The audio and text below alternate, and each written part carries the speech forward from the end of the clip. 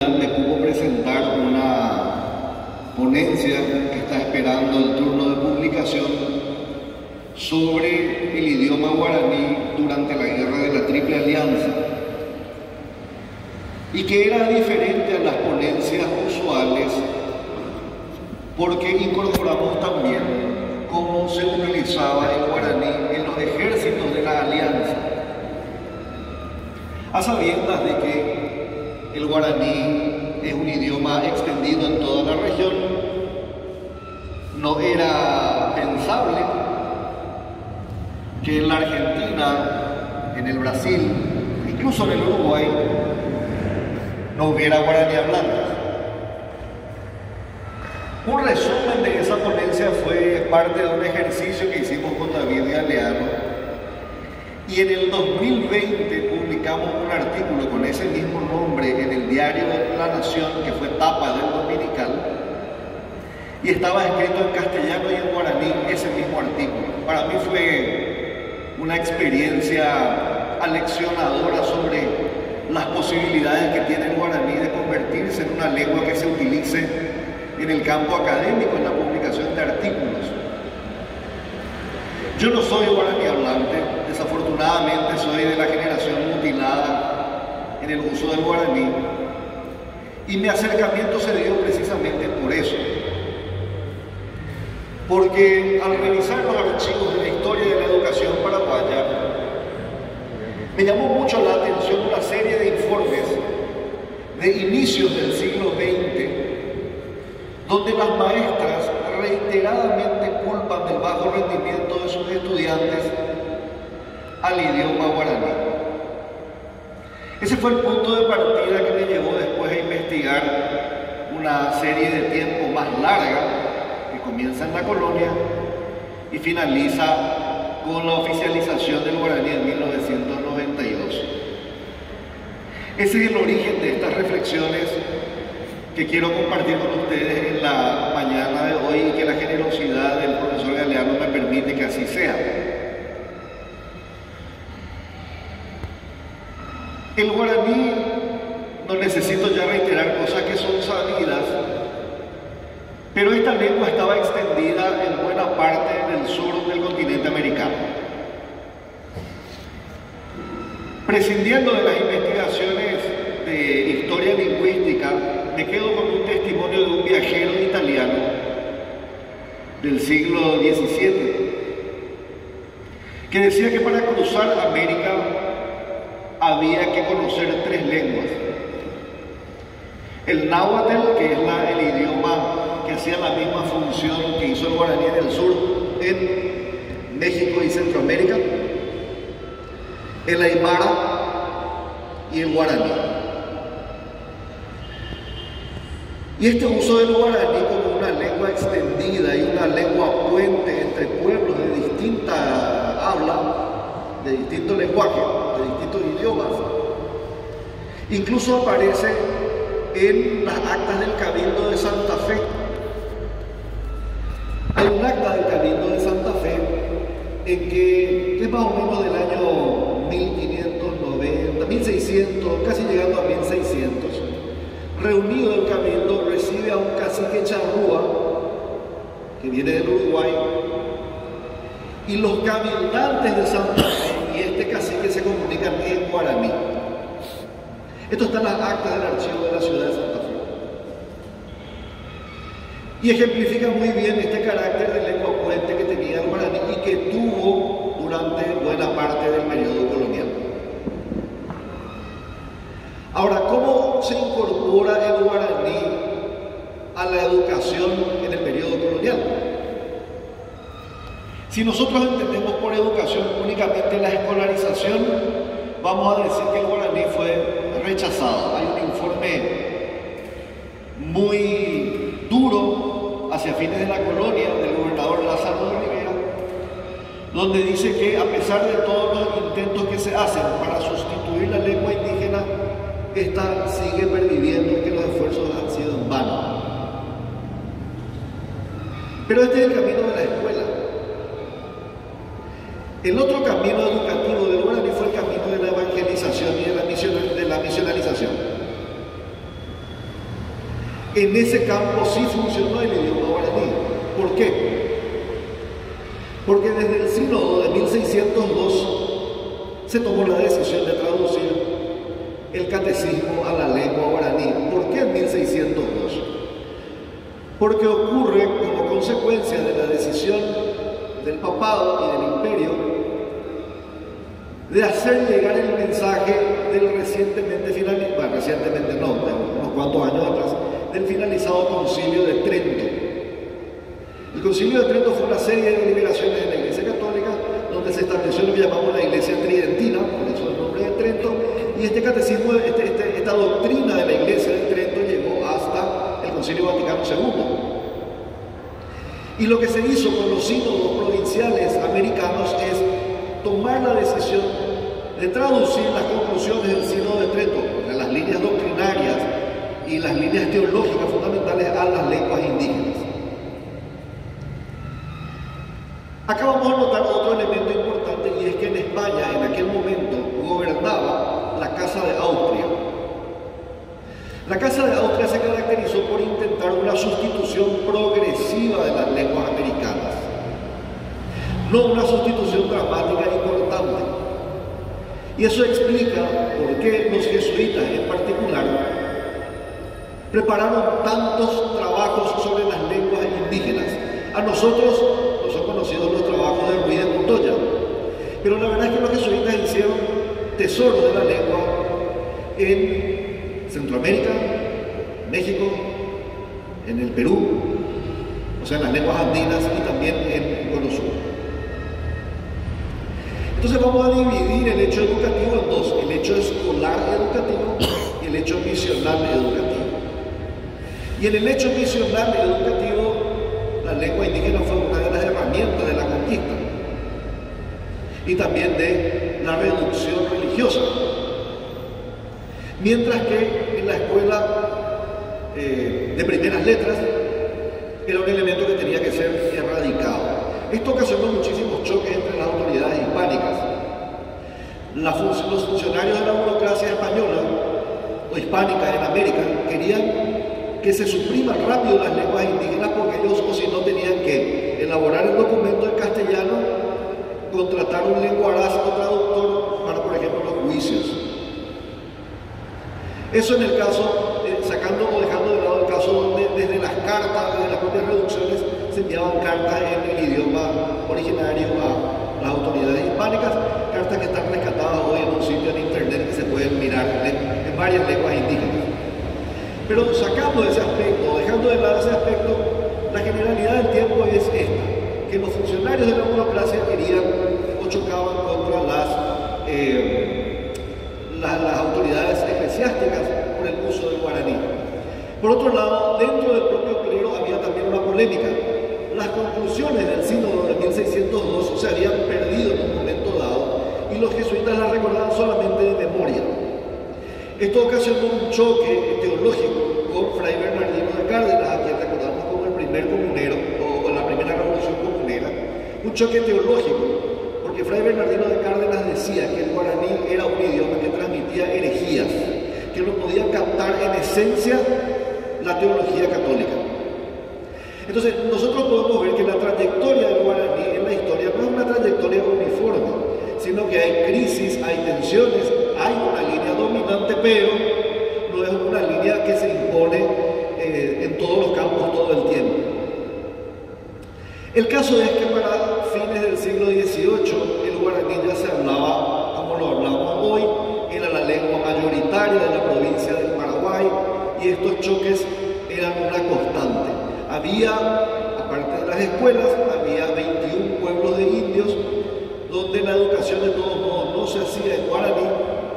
De estos pueblos de indios llegaron a salir los primeros sacerdotes indígenas del Cono Sur, que fueron 4 indígenas que fueron enviados a estudiar al seminario del Real Colegio Seminario de San Carlos y fueron ordenados sacerdotes. Son los 4 primeros sacerdotes indígenas del Cono Sur.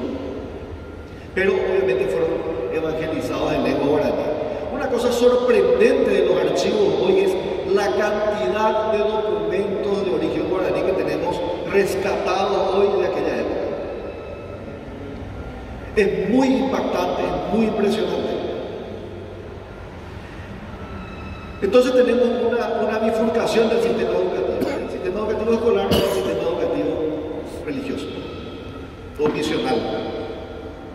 Por otro lado, llega la independencia, se produce la independencia, y otra vez en el sistema escolar encontramos la misma tendencia de la colonia, es decir, a evitar el uso del guaraní en las aulas. Hay que decir también, perdón, antes de seguir con este punto, hay que decir que la Casa de Austria en España desaparece en 1770, 1730, asume la Casa de los Borbones, y la política de los Borbones es la sustitución forzada de las lenguas. Por eso este informe del gobernador Lázaro de Rivera es tan quejumbroso, porque ahora ya no se trata de negociar si las lenguas van a ser sustituidas de a poco o van a ser sustituidas progresivamente o se van a seguir usando de nueva generación. No, todo se hace en castellano a partir de los Borbones en España. Una monarquía, un despotismo ilustrado, modernizante, que establece la descentralización administrativa de América, el liberalismo, el cierto liberalismo de mercado, y una de las cosas modernizantes era definitivamente la sustitución de las lenguas indígenas. Llega entonces la independencia con ese escenario, el escenario borbónico, el escenario de la persecución en las escuelas.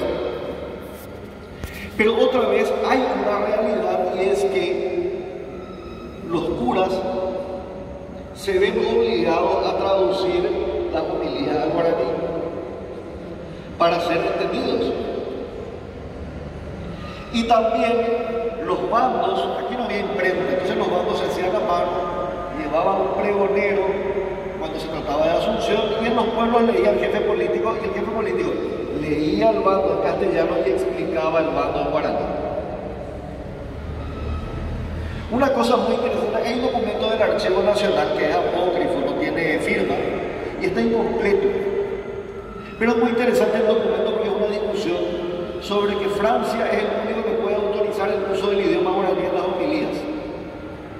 Dice, si el dictador supremo no acepta, porque se ve que no es él el que escribe, se ve que es un intercambio posiblemente entre integrantes del clero, el documento está incompleto. Pareciera ser un intercambio entre integrantes del clero donde dice, el único que puede resolver esta cuestión es el dictador. Si se va a seguir o no utilizando el guaraní en las aulas, en las misas. Francia tenía un muy mal concepto del clero. Francia no tenía un buen concepto del clero paraguayo. Además, estableció una continuidad del régimen político sobre el clero, que es el clero está formado por sacerdotes que son funcionarios del Estado. Por eso Francia corta la dependencia con las órdenes religiosas del exterior, porque nadie en Paraguay puede recibir una orden de otra autoridad que no sea el propio Estado paraguayo. Entonces todo el clero se seculariza, Paraguay se distancia del Vaticano, no tiene obispo propio, no recibe ninguna designación, y esto hace que esta actitud de Francia es de doble desconfianza. Uno hacia las condiciones culturales del clero y otra hacia las condiciones políticas del clero.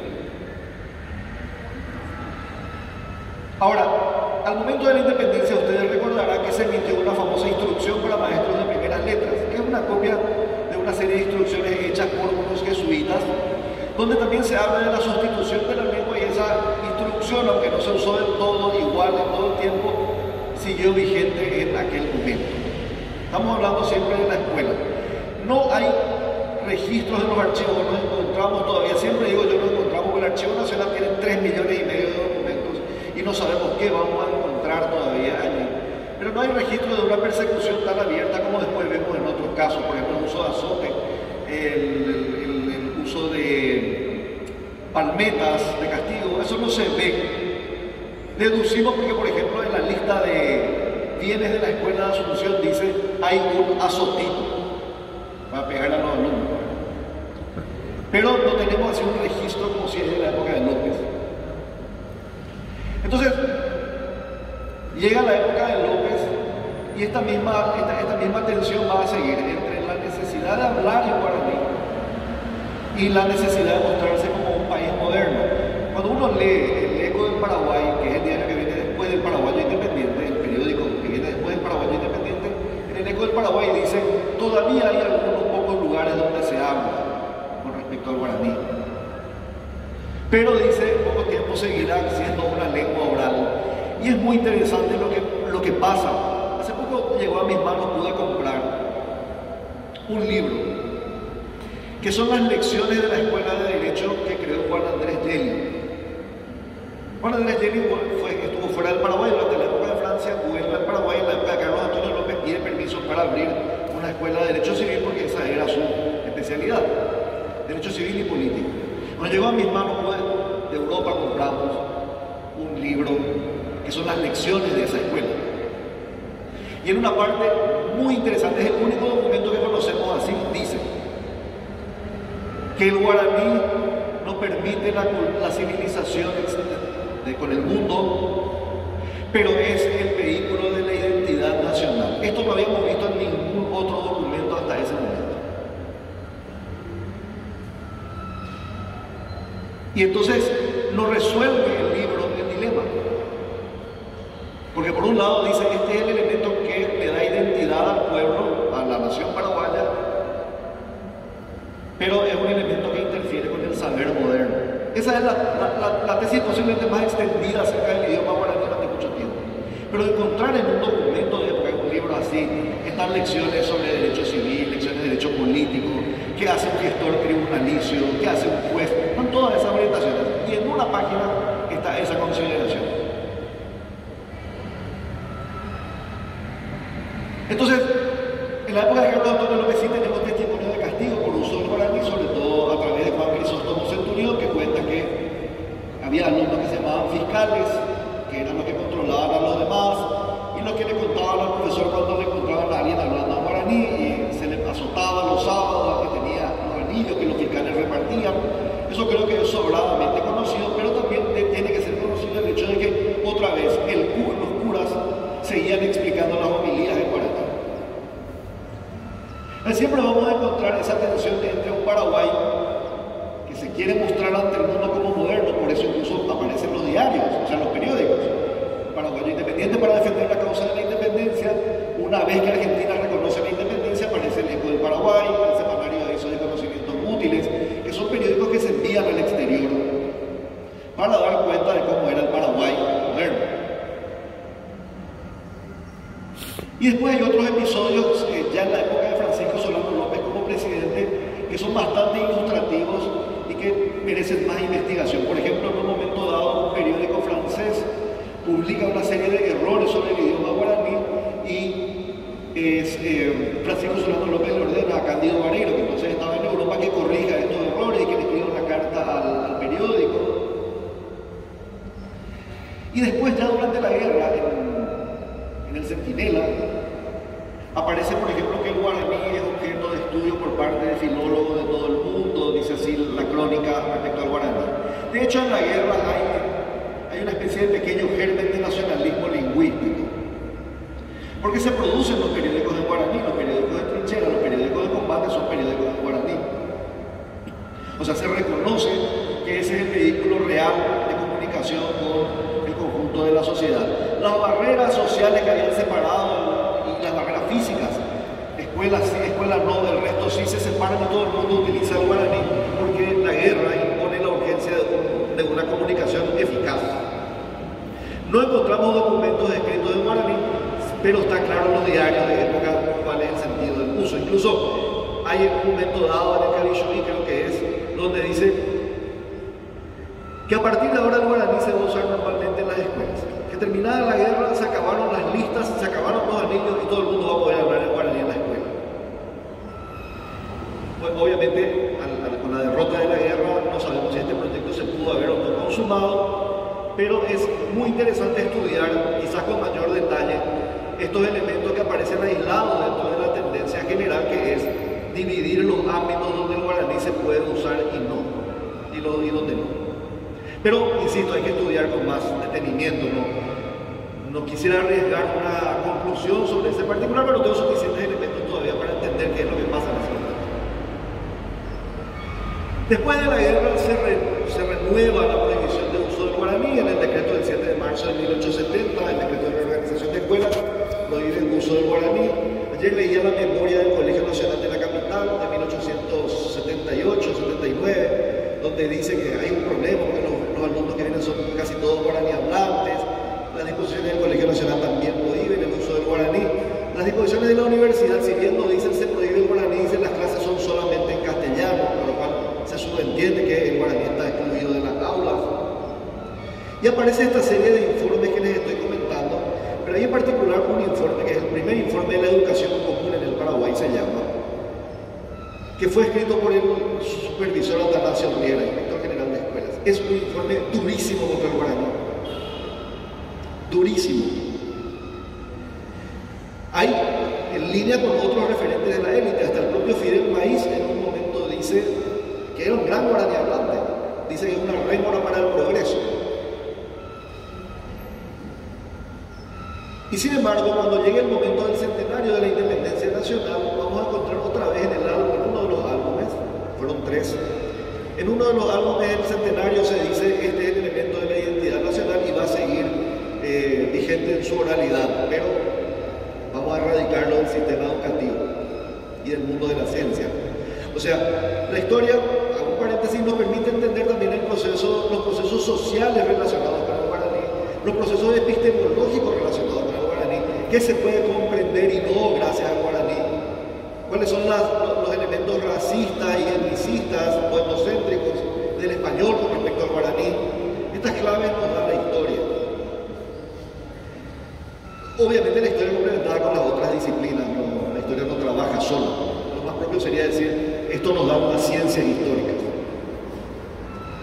Entonces vamos a pasar ese momento y va a comenzar a principios del siglo XX una especie de tímida revalorización del guaraní. Manuel Gondra, Guido Boyani, algunos artículos de Ignacio Amane, pero sobre todo Moisés Bertoni.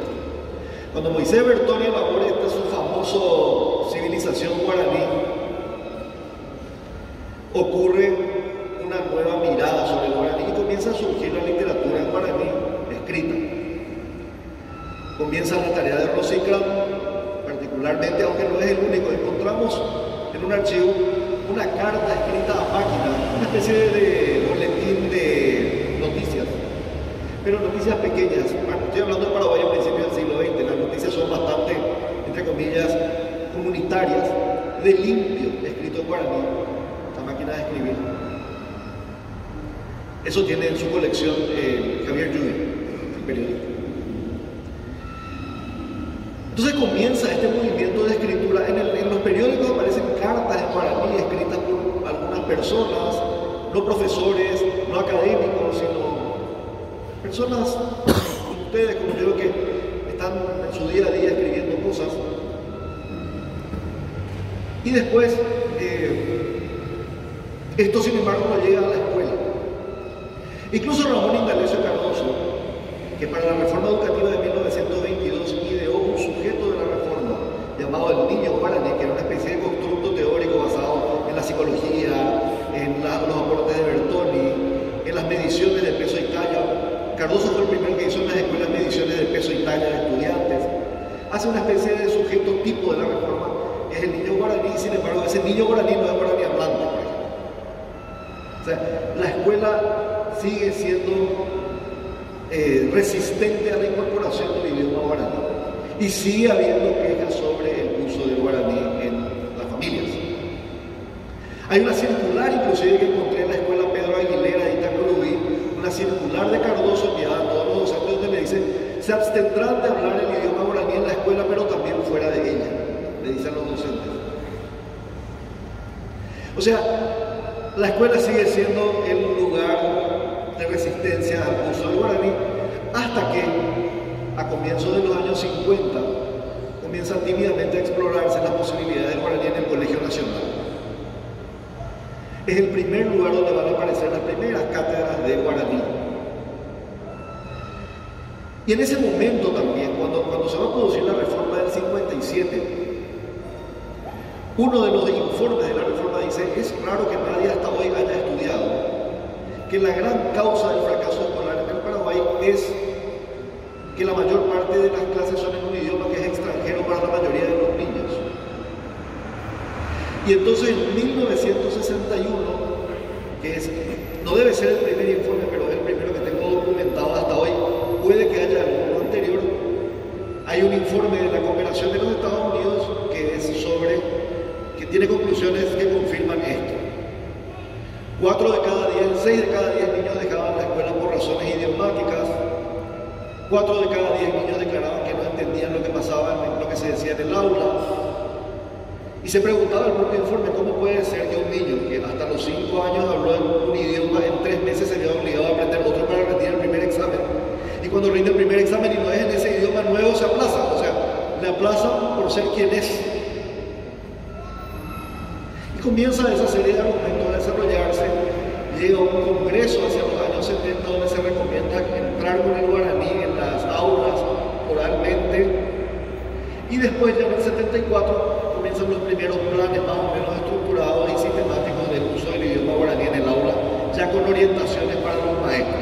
Y en el 78 el gobierno de los Estados Unidos financia el programa de escuela rural, donde se va a hacer bilingüe, o se pretendió hacer bilingüe hasta tercer grado y después pasar a monolingüe castellano. Otra vez como una especie de proyecto de sustitución lingüística progresiva. Pero para que el aterrizaje del niño no fuera tan duro en la realidad educativa. No se planteó el uso del guaraní en igualdad de condiciones en castellano, sino era un puente de entrada a la escuela hasta la castellanización. Mientras tanto, el Instituto Superior de Lenguas producía los primeros maestros del guaraní. Había instituciones como las que creó el profesor Reinaldo de Cula Rosa y otras que empezaban a multiplicar el número de profesionales que enseñaban guaraní.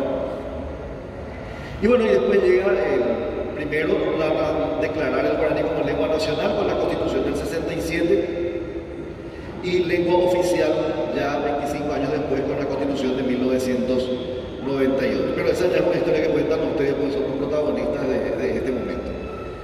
Ahora, lo que rescato hasta el momento de estos estudios, que espero que pueda profundizarnos,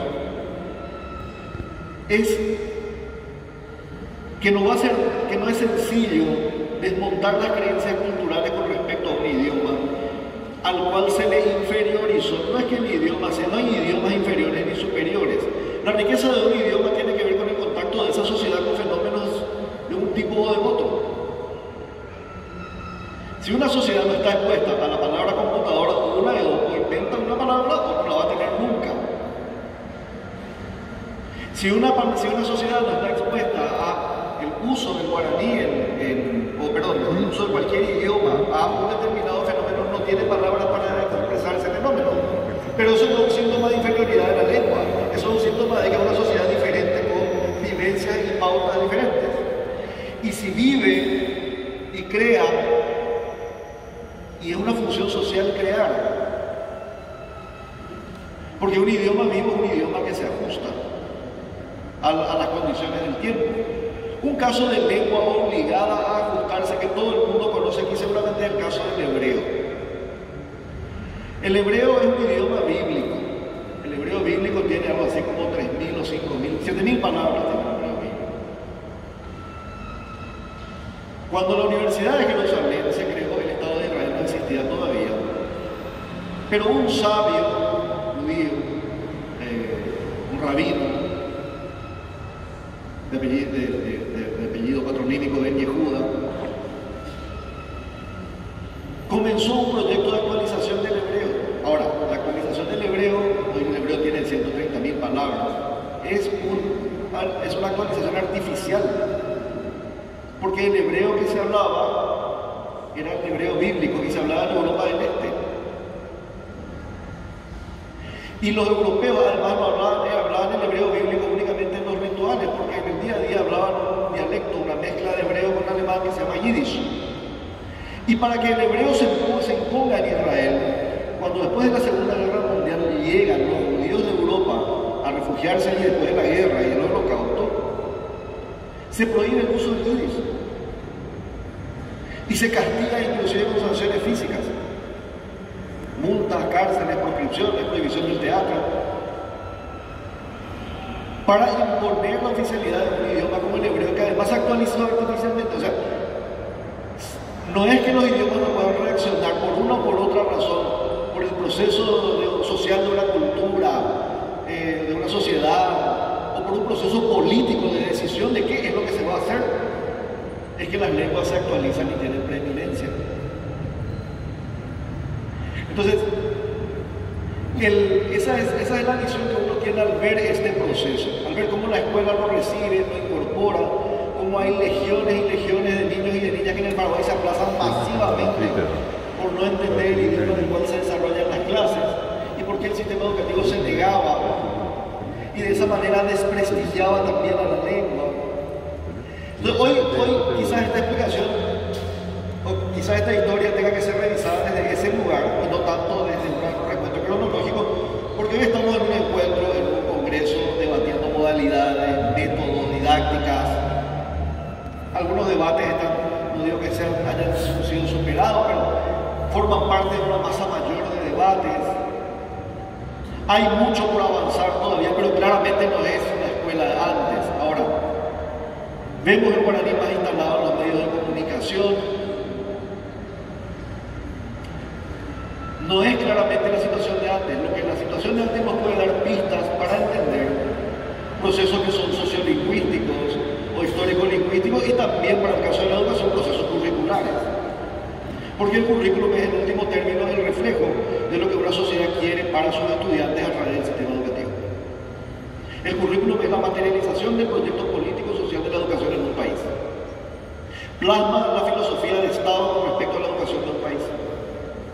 Discusiones que nos estamos olvidando porque estamos reduciendo la educación a administración y gestión y no a lo que realmente es.